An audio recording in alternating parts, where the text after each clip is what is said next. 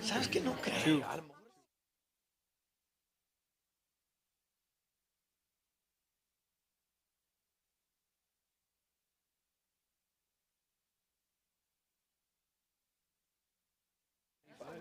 When I got out of the army, that's when I started. Oh, you were in the army? Yeah.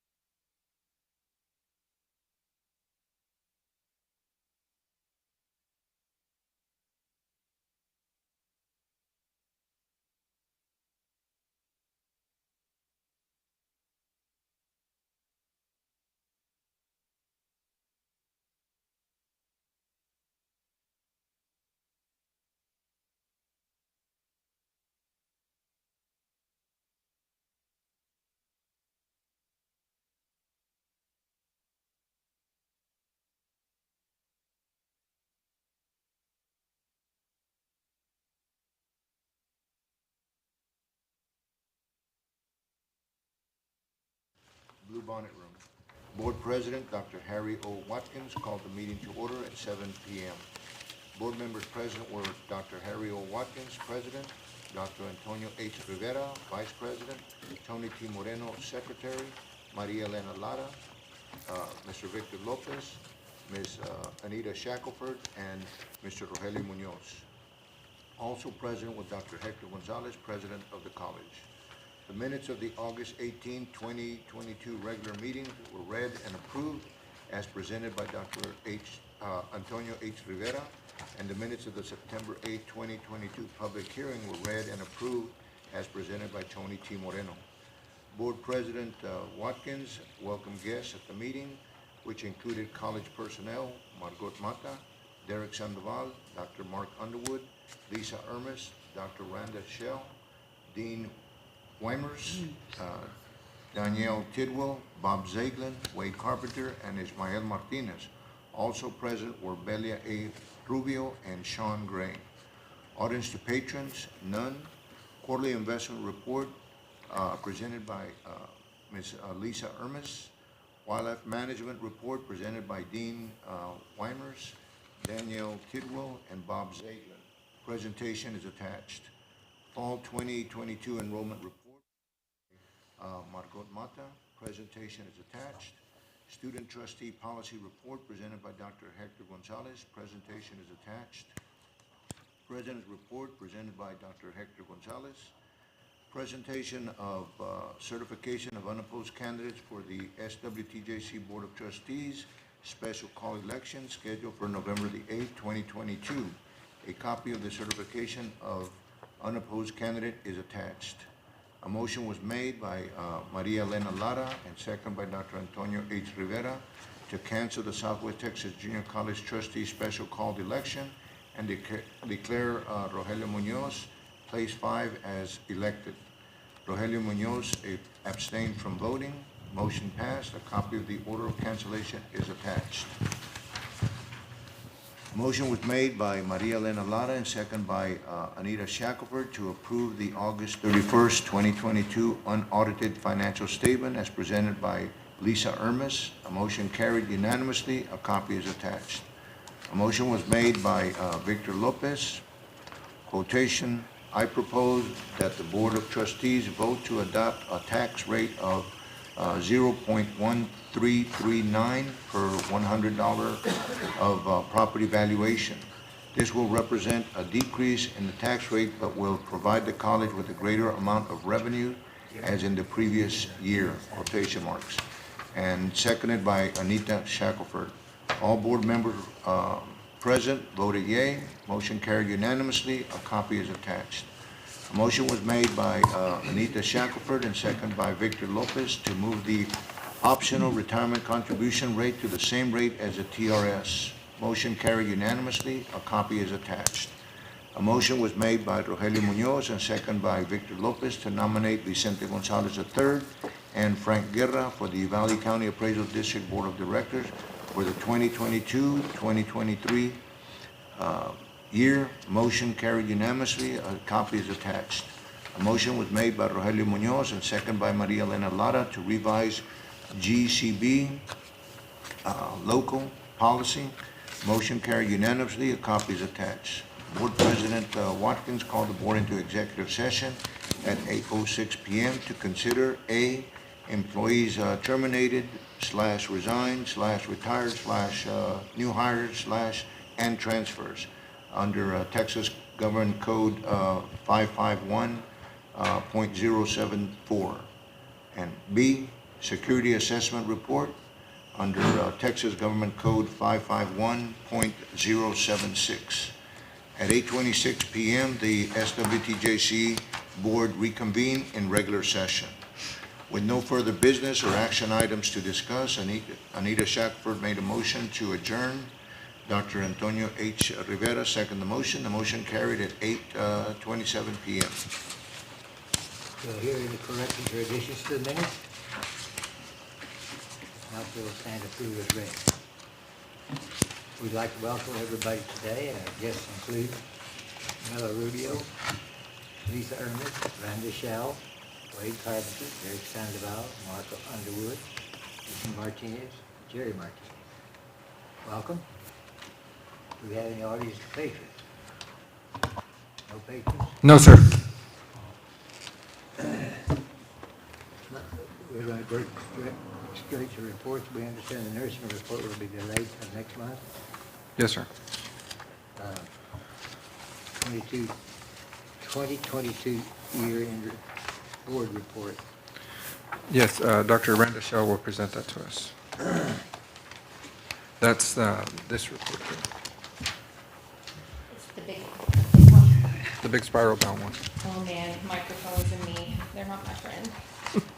Okay, We can all hear We you. can hear you. okay. Well, Gizmo tells me that the video people can't hear me if I don't speak into the microphone, so that's what I'll do. Okay, good evening. How is everybody this evening? Okay, so this big report is the end of year academic report, and there's lots of data in it. Pages 1 through, so we're required by the coordinating board to present this information to you all each year, so this is something that we do annually.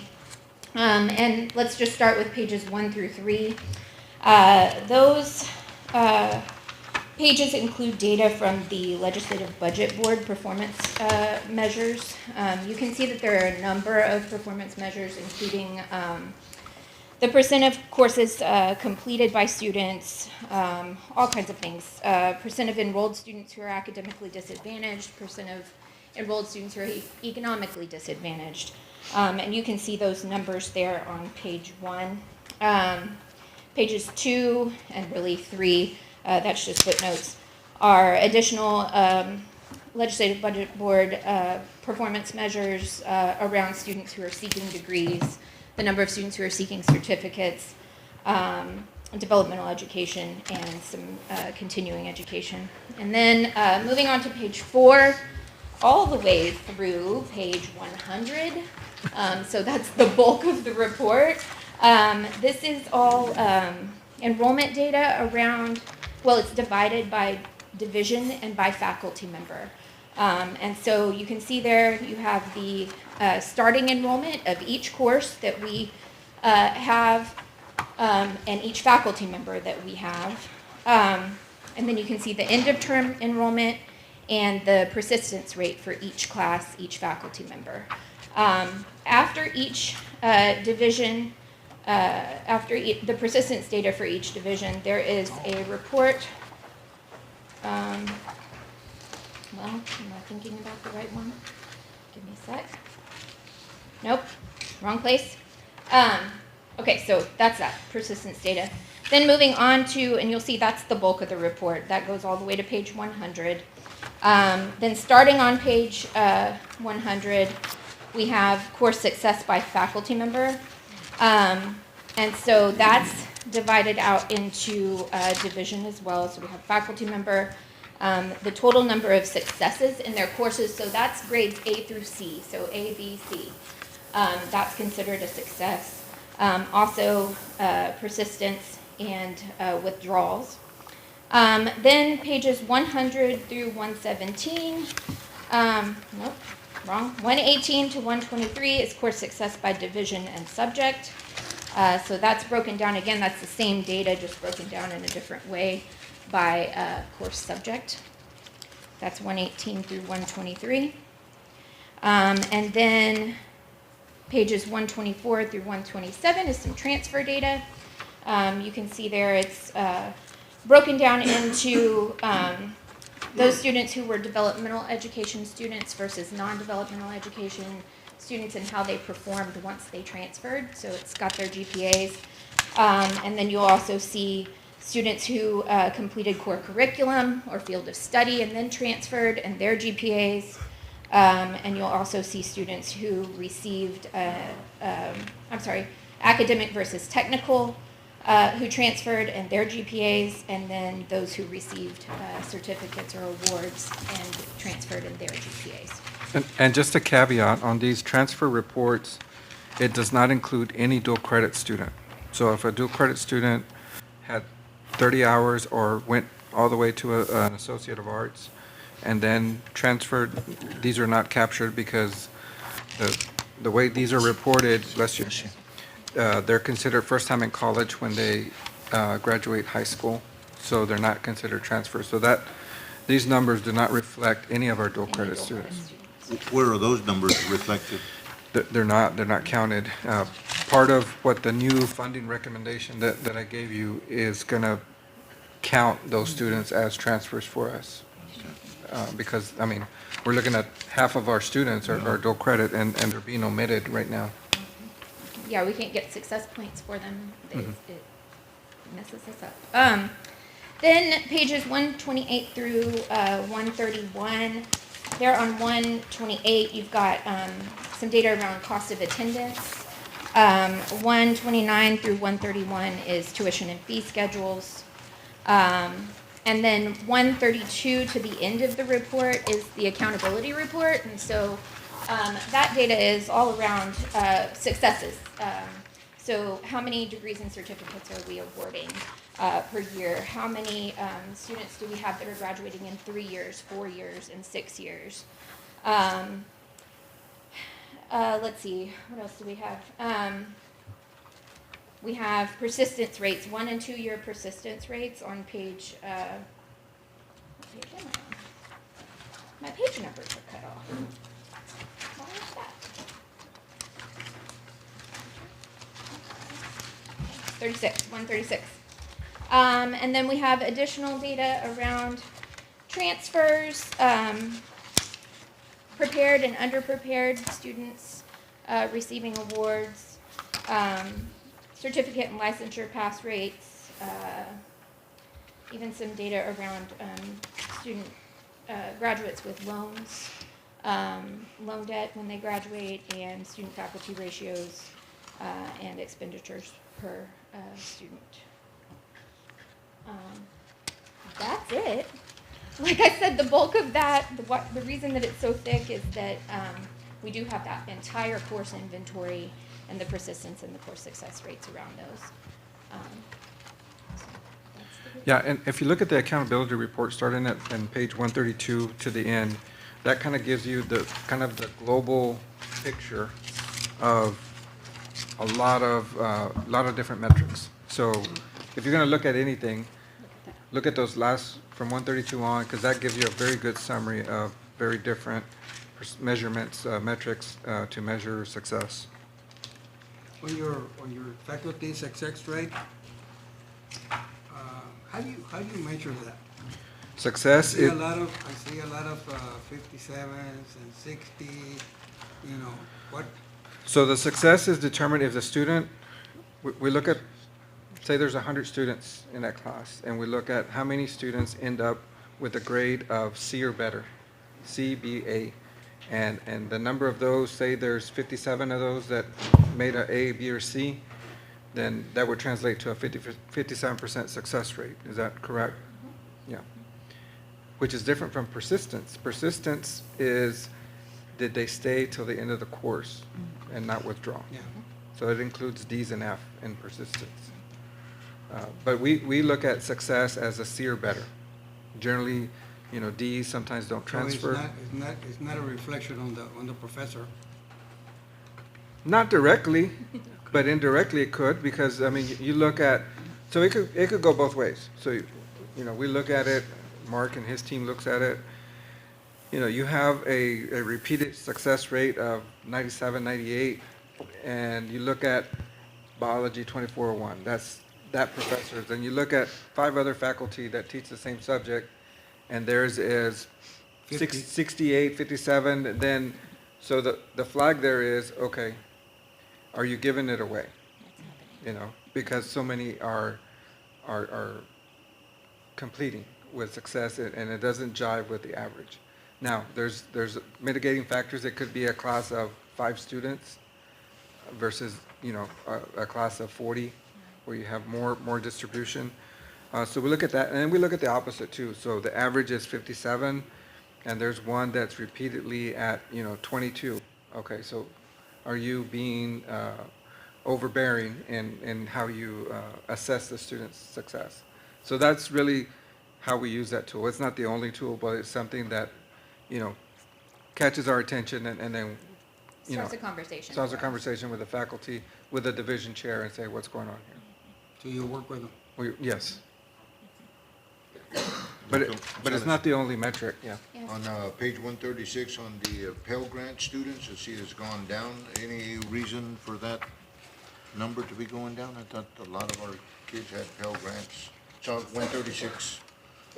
I think that's tied to the decrease in enrollment during COVID. So since we had an overall decrease in enrollment, we had a decrease in the number of students receiving Pell.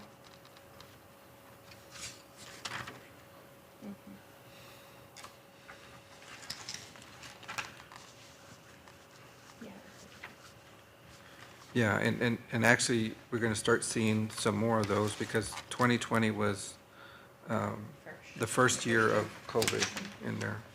Yeah, we'll have a dip for 2021 as well, Yeah. most likely. And that's also, is this picking up dual credit students as a denominator? I don't think so. Okay. Is that cut? It's cut off on mine. I can't see, but no, I don't think so.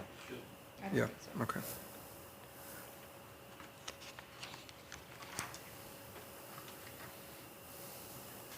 And who does this report actually go to besides us? It goes to where? This is actually, this accountability report is at the state. So anybody can go to the coordinating board website and download this kind of information. We also have the ability to download it and compare it to another college, compare it to a peer, compare it to the state average. So there's a lot of tools on the accountability system on the state that you can Compare pull the this down. numbers to. Yeah, this is all from the CBM reports that we submit. Okay. And then we use this for all kinds of different things. It's not just for reporting purposes. We use it to write grants. We use it for all kinds of things to start those conversations with faculty and staff around different data points and improving the efficiencies and effectiveness.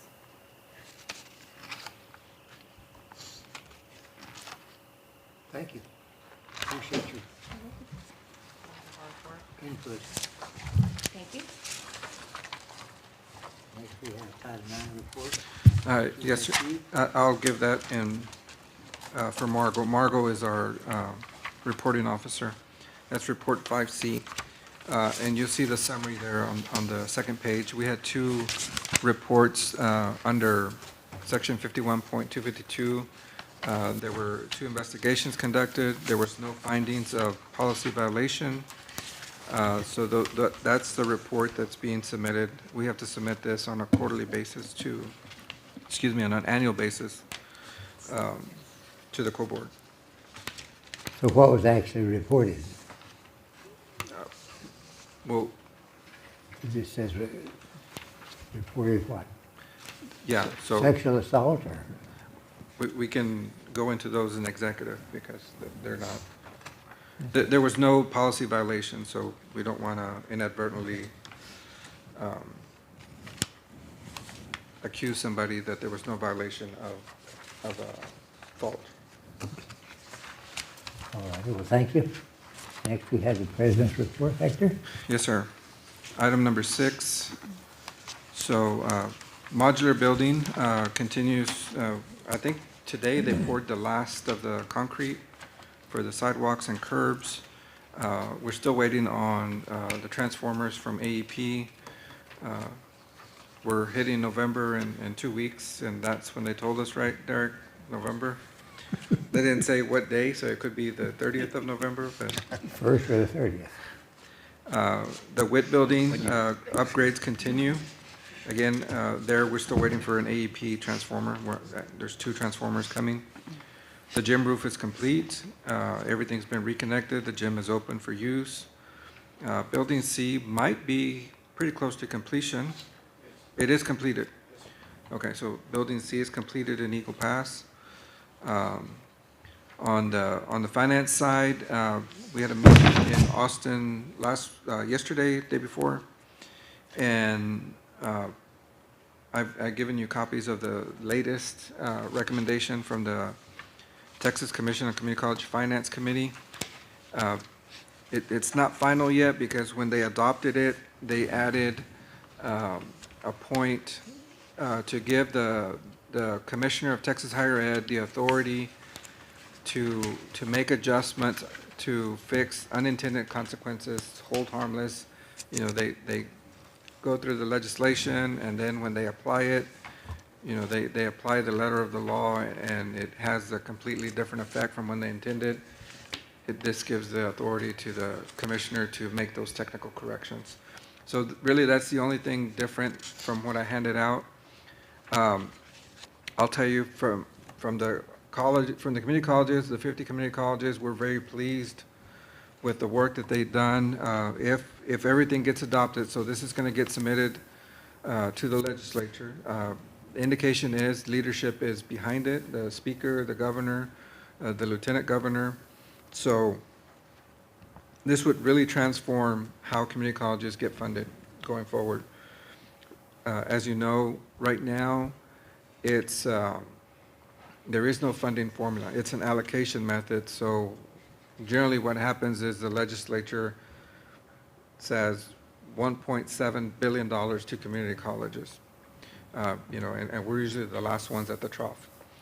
And then we compete against other community colleges based on how much we grew in contact hours, how many students, how many classes we do. So it's very hard for us to plan anything. We may grow and we may end up seeing a reduction in funding. So it's not really a funding model. This is a true funding model. It's shifting over to outcomes-based, so they propose to fund us on graduation, on completion, on certificates, on different milestones, which is good for us. They propose to have a guaranteed yield for community colleges in our situation where we have a limited tax value in our district. We don't have the ability to, go up a penny and raise $10 million like some of the other districts. So this would be, in the public schools, you've heard of Robin Hood, where they try to level up. This is one step better than Robin Hood in the sense that they're not robbing any other district. The state's just going to level up and have a guaranteed yield. How that's going to work, we don't know yet, but more than likely it's going to be on a per student. So we generate X number of dollars, $1,100 per student from property taxes, and they're going to say, well, the equitable rate should be $2,500 per student, so they'll make up the difference there. That's the second big piece of that proposal on the funding. They plan to expand TEOG, and more importantly, expand student financial aid for dual credit. And they're looking at dual credit for students that are on free and reduced lunch. So that would be the criteria, kind of the mechanism to certify that they would be entitled to this financial aid. They're talking about a maximum amount that they would cover per student, per class. Those are great things. I think, it's too early to see what kind of impact. The co-board is running models, but we don't have access to those models yet. But as we get closer to the session, that starts in January, we should have more information as to putting it all together, what kind of impact it would be for us. As a whole, they're looking at investing $650 million into community colleges. So that's, we've been teetering between 1.5 billion, 1.7 billion. This would add almost a third more into community college funding by increasing $650 million. So those are some of the key points. We're excited. This would really be transformational for us. It would give us a lot of planning opportunity as we build budgets in the long term, which segues really well with Saul Ross, the other, as I sent an email out in the interim. Saul Ross had I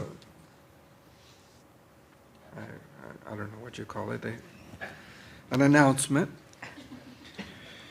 that they were going to build a multi-purpose building in Eagle Pass, which we knew. But the major piece of that announcement is that they're asking the legislature for permission to downward expand, which means they want to be able to teach freshman and sophomore students, which is the direct competition with us.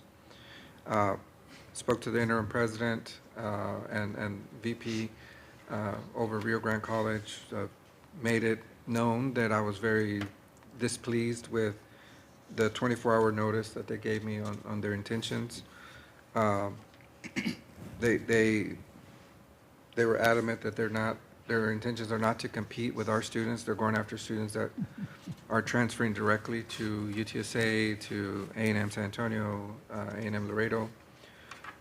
But they don't have the program capacity, the program diversity to keep all those students. So a lot of students go because they want to be biology, STEM, engineering, pre-med, you name it, and they just don't have the variety to keep those students there. And plus, you have the students that just want to get out of town, So with that said, their enrollment targets, I feel, are not going to come from where they think they're going to come from. They're going to have to, even if they don't intend to, they're going to have to start attracting some of our students so they can hit their enrollment targets. So I'm working with them and working with the representative over there to find a possible solution, alternative, not in the sense of stopping them from doing it, although the co-board has to approve it, but tying in a potential resources for expanding technical programs to backfill some of those academic students that they might seep away from us. They do have a ways to go. I mean, there's the whole infrastructure and onboarding freshman students is virtually non-existent for Rio Grande College here because we do it all. So, I mean, that's a whole infrastructure that they need to set up in order to onboard a freshman student. So, we'll see where that goes. They won't finish the building until fall of '24, which I said segues from the finance because the finance model may help offset some of that impact, but. Where are they going to do the building? Where? Where? They're waiting for somebody to donate 100 acres to them. 100. Oh, wow. You know what brought this about? I know that there was some monies that were, how much was it? Millions of dollars, not millions, but thousands of dollars that were allotted to do a study. Mhm. So what happened to the study? Well, so they took that study. So at the last session,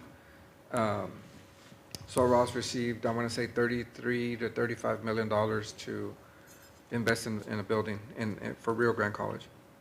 And they took part of that money, they did a study of what was needed, and they're taking that study and saying, this is where we need to go with that. So that was the study that they did. What motivated this? Was it, Yeah, from what I understand, the what? Political. Because anecdotally, I heard that within Eagle Pass, there was some push within Eagle Pass to create a Ford University, and maybe It is. that caused It- Sol Ross to. And it's, I think so. you know, Yeah. so there's no secret. Eagle Pass has wanted a 4-year freestanding university time. for at least 12 years.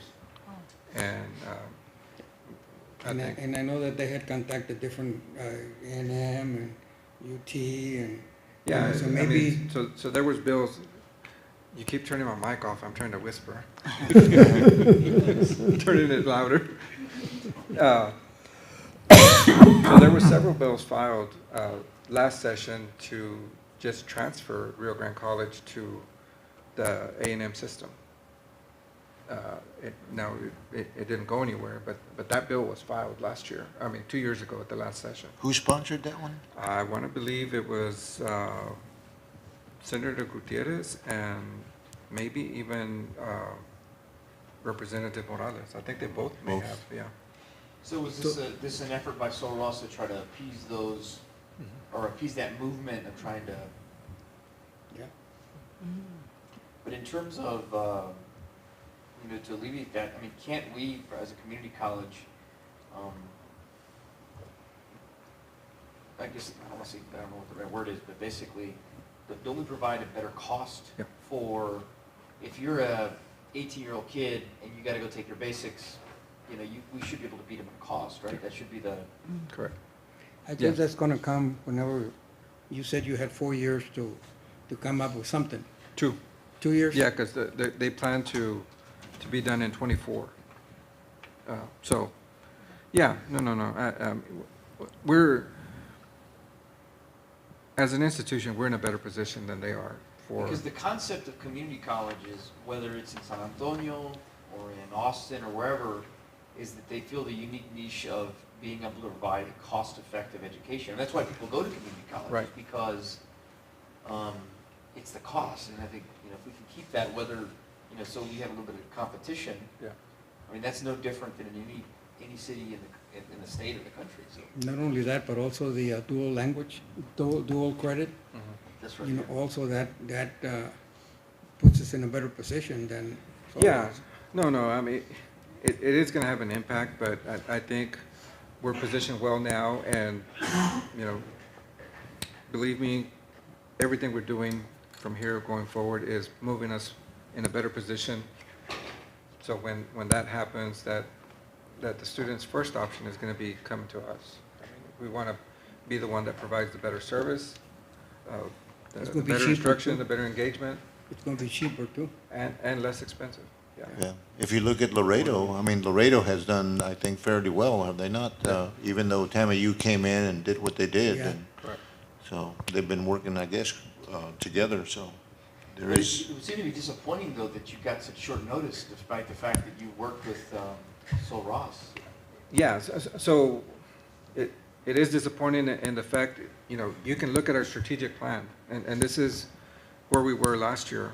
You know, we wrote into our strategic plan the name Saul Ross because we were putting out metrics and efforts to really help them after what happened to them with the last session. We invested a lot of time and energy to drag them with us, you know. Our student services team, our academic team did a lot of work to help students transfer to them, really, you know, clear up some of those pathways, and then to be given a 24-hour notice, hey, this is what we're going to do, that really didn't sit well, giving the level of commitment that we as an institution did for our sister institution.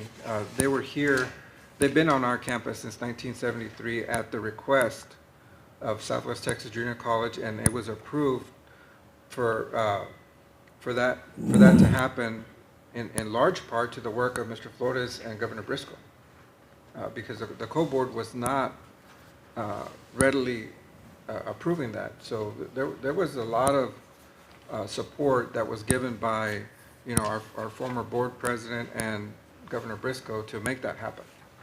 And we've supported them throughout the years. We've built facilities for them and built them brand new facilities with whatever design they needed. You know, we took the risk. We borrowed the money and we built it. To be given 24 hours notice that, hey, by the way, we're going to compete with you in Eagle Pass. Not a good thing. That didn't sit well. Now, so. So, Dr. Gonzalez, what happens with the Sol Ross here and the Sol Ross Del Rio? Those will not be affected by this because they're still Sol Ross. So as far as we know, the only thing that they may vacate are facilities in Eagle Pass, but not Del Rio, not here that we know of, correct? Correct. I mean, I'm not certain that they can answer that question right now either. For sure, the Eagle Pass, because they're going to have Sure, their own facility. facilities there, and actually, you know, in Eagle Pass, you know, ever since 2 years ago that they got that money, we've been looking at what are we going to do, and the major building in Eagle Pass, Building B, we've already been eyeing it. That would be an ideal allied health wing, so we could bring in our nursing, both LVN, ADN, PCT, potential expansion for some of the other programs, all in that All in one big building. all in one big building there.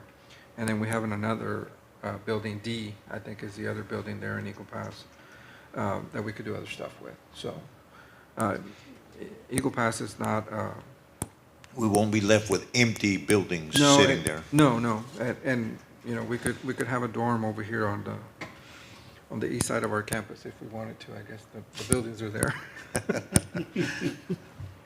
No, I think they intend to continue operating both Eagle Pass and Del Rio. Okay. But We don't know. Right. They'll give us a 24-hour notice. 24-hour notice, yeah. Yeah. So, lockdown drill, we put that in, we held a lockdown drill institution-wide across all of our campuses in late September. We were sensitive to the ISD here, ISD and Del Rio, because we have high school students on both our campuses, and Del Rio and Eagle Pass, Del Rio and Uvalde. I personally called both superintendents that morning, let them know, hey, this is happening at 10:05 this morning, just so you know. So, you know, we took care of that. Since it, now, obviously, you know, when we run a drill, the first thing that we do afterwards is, okay, what worked, what didn't work, where is there room for improvement? Derek's going to share those with us in executive because it is a safety measure, and you know, we don't want to broadcast where the weaknesses are in our response. But he will share that in executive, and that's why we have that item B, deployment of security and protocols. We held a college rodeo. This was our 60th rodeo. He did something different this year, free admission for everybody. He had on Saturday night, he dedicated the rodeo to the children that were murdered, and Rob, and those that were, surviving injured. So it was a very nice presentation. Had a slideshow. So that was great. Everything turned out okay. I gave you a copy of the conversation with the students here in Uvalde. Next week, I'll be visiting with those in Eagle Pass and Del Rio. Academy, giving you an assessment. We hired a third-party assessment to come in and look at our law enforcement academy practices. How are we meeting the state requirement? So what we're teaching in our academy is a basic peace officer, the very basic entry level. And, the analogy that I was given is, it's not very dissimilar from hiring a nurse or training a nurse. You train a basic nurse. Obviously, our nursing graduate is not going to graduate and then go work in heart transplant. There's certifications, on-the-job training that has to occur to further develop and hone their skills. It's not any different in law enforcement. There's a basic peace officer, and then they get on-the-job training and enhanced trainings. There's different levels of certification that the officer gets. So our course is a 720-hour state mandated curriculum. Is what we teach. When they graduate our program, they sit for the equivalence of the NCLEX, the state board. They take the state exam on law enforcement, criminal justice, and pass or fail. And then, once they pass that, then they're can move forward as peace officers. So that's what this study did. It kind of reviewed the practices, gave us some recommendations, reviewed the curriculum. As I stated earlier, one of the changes that we've done to this academy, and will include in every academy going forward, is we've included a active shooter module. So when our cadet graduates, they will have an active shooter certification with them. It's not required by the state, but we're doing that. The other thing that we're doing is we're working with Congressman Gonzalez's office on developing a proposal for a live fire training facility for active shooter training. So this, if you can imagine, kind of a mock-up of classrooms, offices, hallway, minus the roof. So it's open on the top. There's a catwalk on top for observation. The walls are designed such that you can do the exercise with live fire. They're resistant. You have breachable doors that you can, go in there and use breaching tools without tearing it up and just replace it. So that's kind of the proposal that we're looking at, and enclosing it in another structure, say a metal building. Since this one doesn't have a roof, enclose it in a metal building so we could have that training facility to utilize for regional trainings in the 11 counties that we serve here. We propose to put it right next to the LEA modular building that we built. There's enough space in there to have that. Which one? The modular building for law enforcement, behind the ball field. Oh, yes, So between there and the ropes course and the power line, put that building there.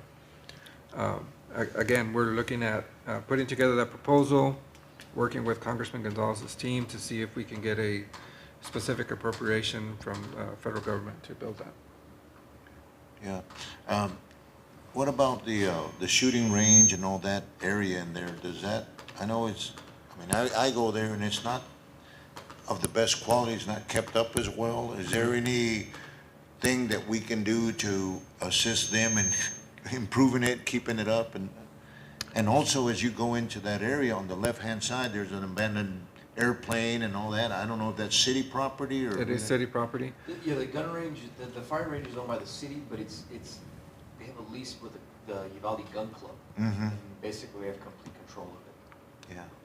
We have, we did make investment in there. As you go in, if you go to the far right, there's another pistol range there. Right. And that's generally the ones our cadets use. They put in the covers. I want to say we have storage, and I know we developed the the berms to do that when we did the drainage ditch. We ended up using that dirt and developed that other area there. So I haven't been out to the range in a while, but we can certainly include something in there to, Yeah. you know, if it's something that's needed.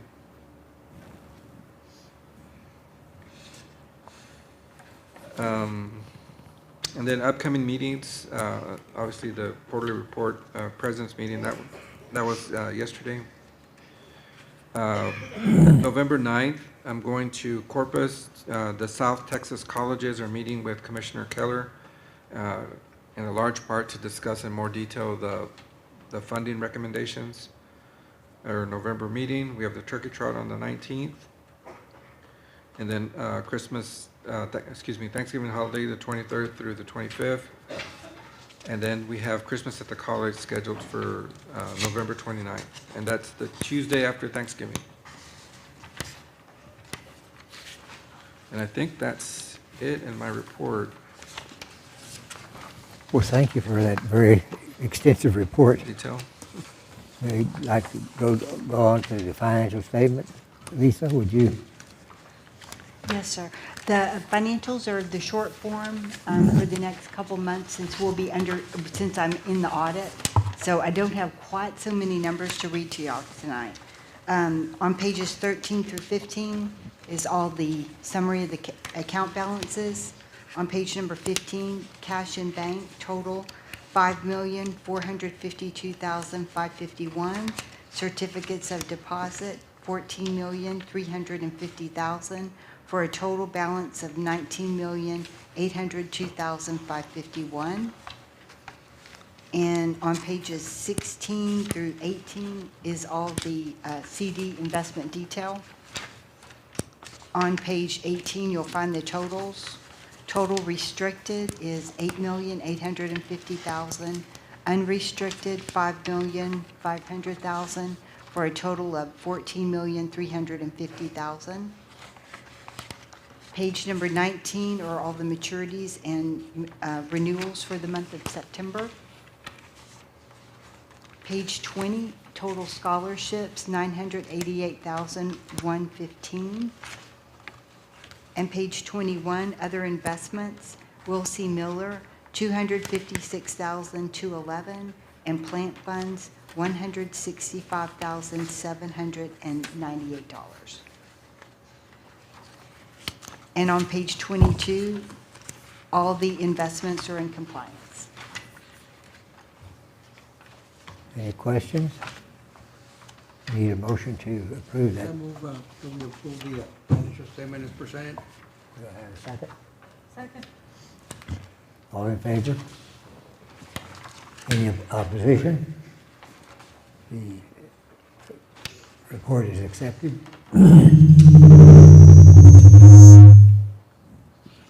What'd I do? Consider an act on a PICO aviation lease. Yes, sir. So Pico Aviation this is our hangar for our aviation classes in Del Rio. They're requesting a $150 a month increase. We recommend that the board approve monthly $1,900 for a total of $22,800 per year. Is there any discussion? Do we need a motion to accept that? Yes, sir. Yes. Second? Maria? All in favor of increasing the insurance and the renewal rate? All in favor, say aye.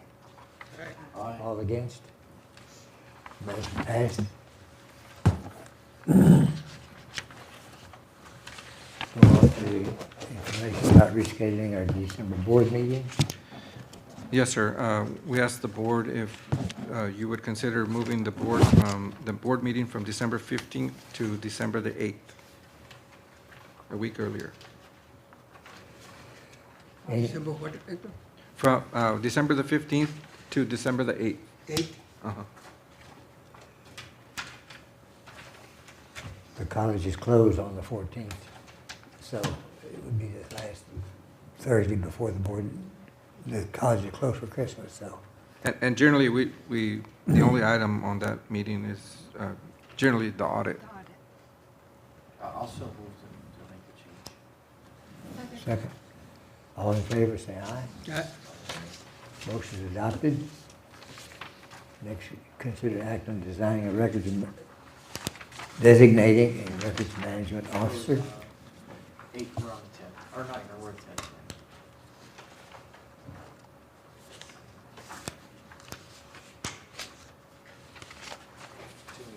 I skipped one, didn't I? No, you're good. Number 10's next. We're at 10, Consider right? act on Real Central Appraisal District Board nominations. Item number 10 in your packet. I think that's me. I'm kidding. Yes, I'm sorry. Right, I think Nita has a recommendation. Sir? Rita? For the Real County, I would like to nominate Billy Frank Collins to take up the, I guess the vacancy that was left from Miss Natalie that we had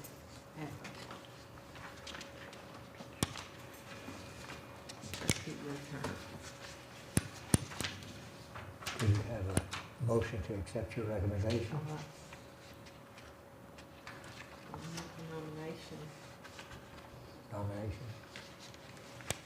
Yeah, you need a second. Do we need a second? I'm second. All in favor?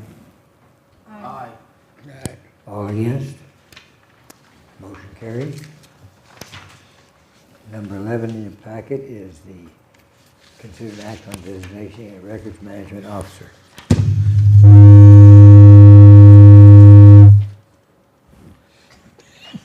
When you stop moving, it stopped. Did you do that? So It's a paper.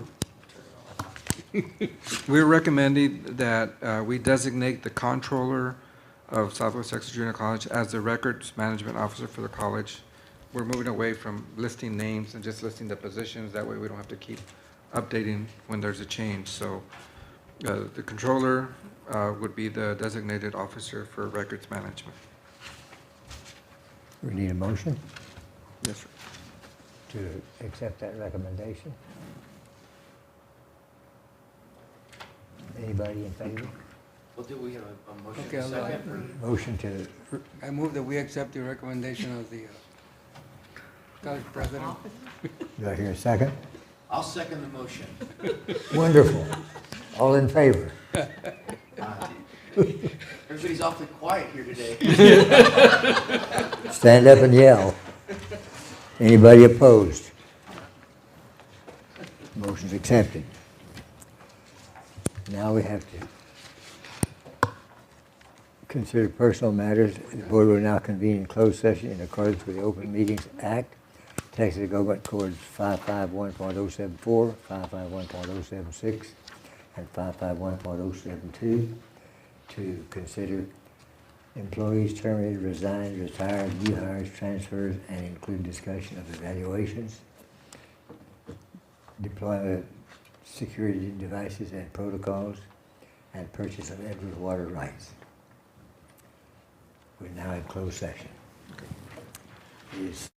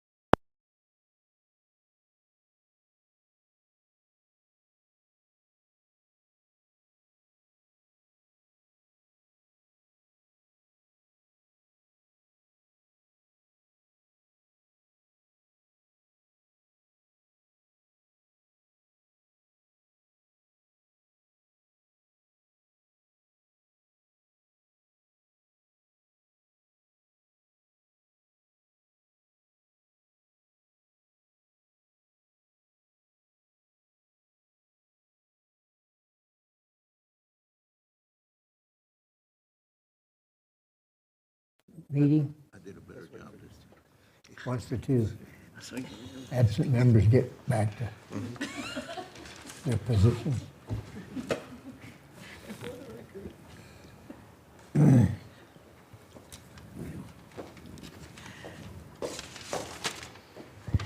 Well, you were out.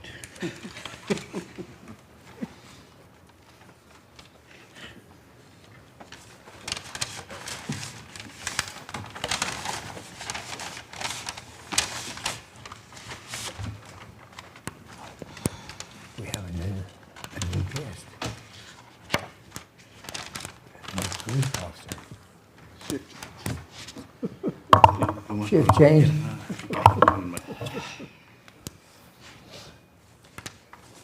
Now that we're all convened again, we're going to consider to act on authorizing distribution of merit pay in November. Yes, sir. Our recommendation is that the board approved an amount of $2,500 per employee eligible for merit pay to be distributed in November. Do I hear a motion? I'll make the motion. Do I hear a second? I'll second. Motion's been made and seconded. Do I hear any discussion? I second. I think we have a motion and a second. Yes. Okay, do I want to discuss it? Yes. No. I second. He's asking if there's a discussion. Oh, We're talking about discussion, not seconded. Do I got a second? All in favor? Aye. Anybody opposed? Motion passes. Is there any other business to come before the board tonight? No, sir. After the second, it's what discussion for adjournment. We got a motion to dismiss the meeting? Adjourn? second. And a second? All in favor? Aye. Get up and leave. I'm sure everybody's very happy about that.